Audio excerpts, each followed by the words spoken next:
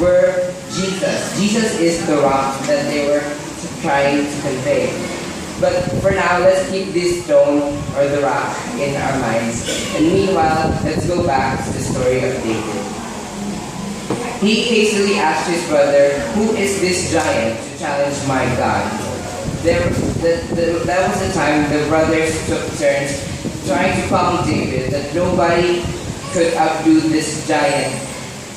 Nobody can beat this giant and nobody can beat him. But David's stone braved him to declare that he was ready to take the challenge and fight against Goliath. When Saul heard about this brave statement and courageous decision that David took, he called at once for David, and he was dressed up with the sword, the shield, and the helmet with clasp. Now he was ready for attack. But could he carry these iron-made battle gears? As obedient as he is, he wore those, but he concealed them as props.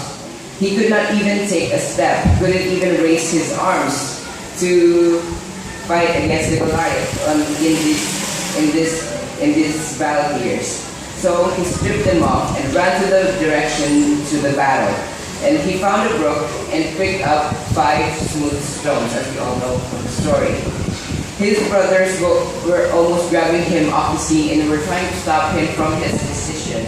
But it was too late.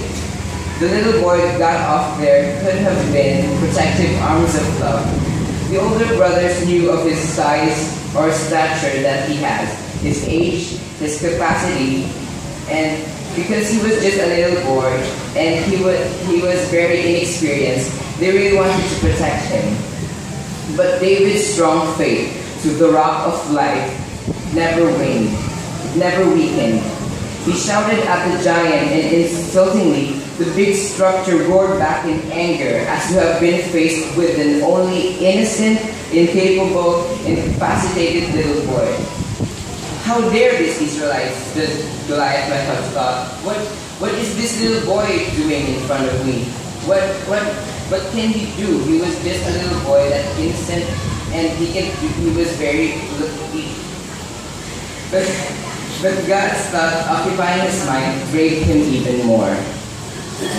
In just one round of his sling, as the story goes, the stone landed bullseye on the most deadly part of the giant's forehead. And as the song went, and the giant came tumbling down. Today, I'd like to speak to you as an inexperienced little boy to many. But this simple battle of being up here, especially at this hour where solemnity is the norm, makes me feel like even more of a small being.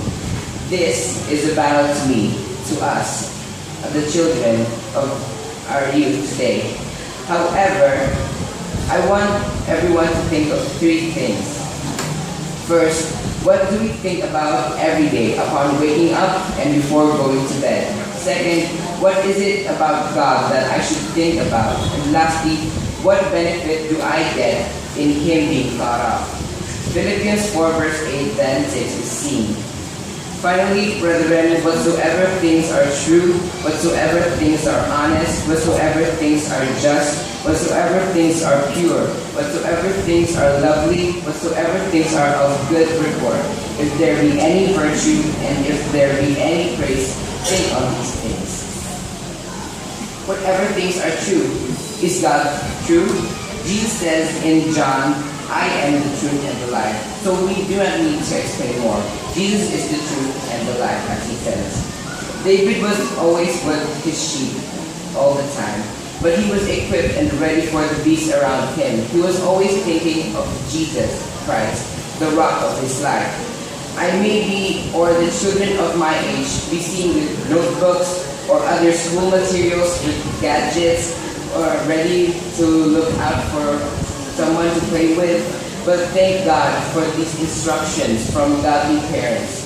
The same instructions that David took up, that David took the stones and keep them in his pocket every day to keep the sheep away from the deadly creatures. And this is the same stones in our pocket that keeps our battle with the world's challenge significantly focused on God. All of us, we appreciate opportunities such as this that seemed like a giant to us. But His stone, His rock, Jesus Christ, give us courage to face the Goliath, because your love, everyone's love, serves our scaffolding to hold us and get us through. Help us to think only about the truth, honesty, justice, purity, and all good things. In short, help us and lead us the way to Jesus Christ, because He is our only anchor and He is the only one who holds the solid rock.